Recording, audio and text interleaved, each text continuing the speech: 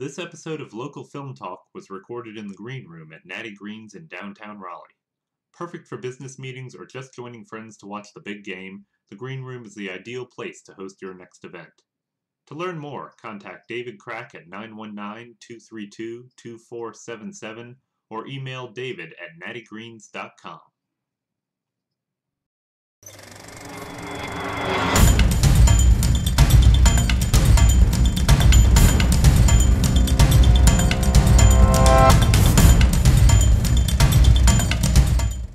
All right, so we're here today again in the Green Room at Natty Green's in downtown Raleigh, and we're talking to local filmmaker Dean Garris. Thanks for having me up, Bob. I'm looking forward to it. Yeah, thanks for coming down. You've been around here in the scene in Raleigh for a while. How did you get started, and how did you get into the local scene? I was smuggled over in a boat. Okay. It was tragic, but yeah, I started out probably. In 2008, I started looking around at the film scene. I had been doing some video work, documentaries, industrials, promotional. Like professional, you've been making money doing that kind of stuff? I did it I wasn't really going very serious with it. So in 2008, I decided to shoot I actually shot a public affairs series for People's Channel. Okay. And after that, I decided to do a documentary. So I made this documentary called Nathan Davis Still Lives. I saw that on your website, yeah. So that was when I first got serious in the film community. Started getting on Tar Heel Films and some of the websites like that. So the casting call, looking around for actors, other filmmakers, stuff like that. Found TVF, Triangle Video Film, meetup. So you had been doing little corporate promo videos, that kind of stuff. So you already had some background. How did you learn? Did you take classes in school? Did you? No, I started out. At high school, I was a painter, and when I got out of high school, I started out doing painting and freelance illustrations. Okay. And I did that. Like for magazines and stuff, or? Well, I would try. I mean, I didn't get a whole lot of work that way. It's hard to get in there. It is, and then paintings, it's even rougher because you try and build up for a gallery show and then get people to buy and stuff like that. It's not like immediately marketable. Yeah, and it's a dead art form. I mean, I hate to throw anybody that's a painter under the bus, but being one myself, the real modern form of painting is film. That's the modern art form. So. And nowadays, most any type of painting or art you're doing, you need to be proficient in Photoshop anyway. So yeah, it's all gone less digital, about the canvas. So it's in a strange place. But around the late '90s, digital video cameras became less expensive, and they had really good image qualities. Not like they are today, but they were still for SD. The time, yeah, I mean, for the time, it was much better than VHS. So, and then you could online NLE video editors came out, so you could start editing video, really editing and making films. So that's what kind of propelled me into. Did you ever do it the old way with the VHS tapes and you had to use the reel-to-reel? Oh, that was such a bear. I remember the first time I had a mini DV camera and with a FireWire cable and a copy of like Adobe Premiere 6 or something. That was so much more fun.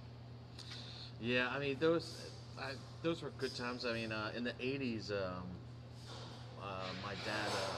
my dad was a chief petty officer in the Coast Guard, so the base that he was at, they had a video camera, and he would let us borrow it. So me and my sisters would kind of film sketches and stuff. So. Okay, home videos. I take it that has not survived to YouTube, has it? No. We have lots of home videos, and none of that is online. None of it is coming out. Okay.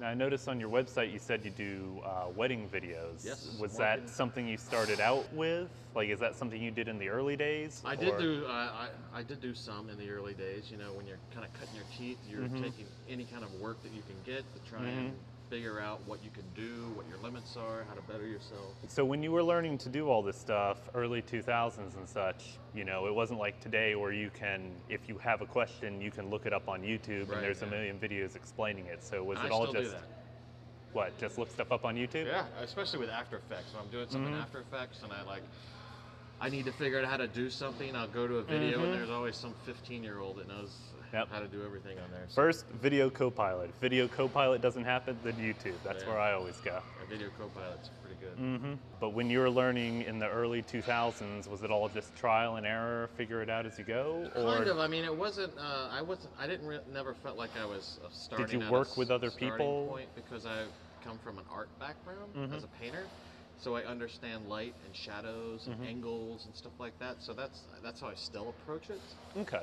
Because I mean, when you're setting up a shot, you're setting up basically a picture, and if somebody doesn't want to look at one frame of that, then you've set up the picture wrong. Gotcha. So I understand that film, even this video right here, if it's not composed, if it's composed properly, people will watch it. If it's not composed properly, people will find other things wrong with it. You know. So you understood what it should look like and kind of how to get it like that, and then it's just a matter of actually getting the lights and moving them around until you got what you like. I think I understand it in here, and I say I think I do because other people might disagree, but you know, I think I understand it. And you're always still learning. Exactly. And I try and execute it in the work that I do. Sometimes I succeed, sometimes I don't, you know, but film is tricky because it's not only visual, it's also a storytelling medium that involves, you know, audio, and it involves making people connect emotionally with content.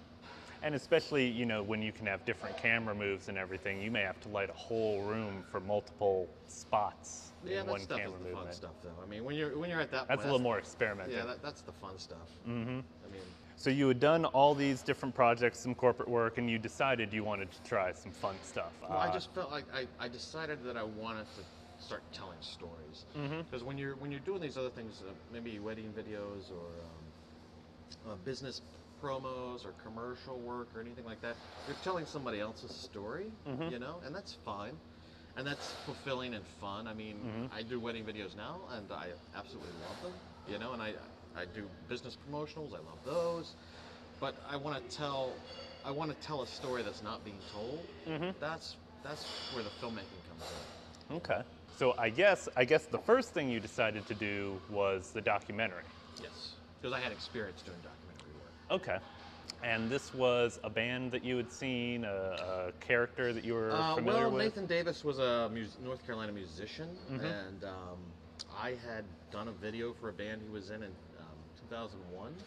Okay. So I vaguely knew this guy, and I was uploading some footage of that old video online, and I decided to reach out to members of the band to let them know that this video was available, if they wanted to link to it, So in the course of finding these people, the first one I tried to search for was Nathan Davis, and in the course of doing that, I found out he had passed away. Oh. So I had gone through, like, his MySpace was the thing at that point, and there were all these touching tributes and everything like that. So I reached out, and his page was still up to date. So I'd reached out to whomever the moderator or administrator of his page was, and it turned out to be his mom. Oh, okay. So I was talking to her, and you know, we had conversations over email and stuff like that. And I was really inspired by her and her husband Dave's story. This was Sally and Dave. Their story about how they still keep his music alive and how people still continue to keep Nathan's music going. I guess the crew with the band had actually shot a lot of video already of the concerts and interviews and stuff. He had hired a videographer to shoot a bunch of video. Yeah, quite a bit of material to work with to start out with. Yeah, I was very happy to have all that. So you had all that footage to comb through. You also had to do some interviews yourself? Yeah, I did a bunch of it. I spent the summer of 2009 doing nothing but interviews. Is it difficult when you're doing a documentary, especially about someone who's passed away or a band that's not together anymore? Is it hard to go out and find the people and Not really. get them together? I mean, I was able to. Everybody was very helpful. I had a couple people in particular, like Daniel Albright and Heather Rickman, who would actually volunteer, give me a list of names of people, try and do some contacting for me. So, yeah, I mean, everybody was very helpful. It sounds like a project everybody wanted to see done and done right. I think they did. You made the movie. At the time you were making it, did you know how you wanted to get it out there? I did. I knew I wanted to take it to the film festival route. Okay. I mean, my goal with that wasn't to make money. My goal with that was just to create this work of art that I spent a lot of time, love, and effort, passion into, and get it out there and see how far I could push it and see how far, see how many people I could get to view it. That was the goal. So the film festival route was a perfect way to do that. Just push it out there and let people find it or don't. And unfortunately, not as many people found it out as I would have liked. But it's still out there. You can still get the DVD, yeah, right? You can still order the DVD. There's a website that I... So there's still a chance you can get it out there. www.nathandavismovie.com. Okay. Shot it over the course of 2 weekends. Okay. And it's supposed to feel like a creepy 1970s kind of haunted house film. Okay. So I think it works.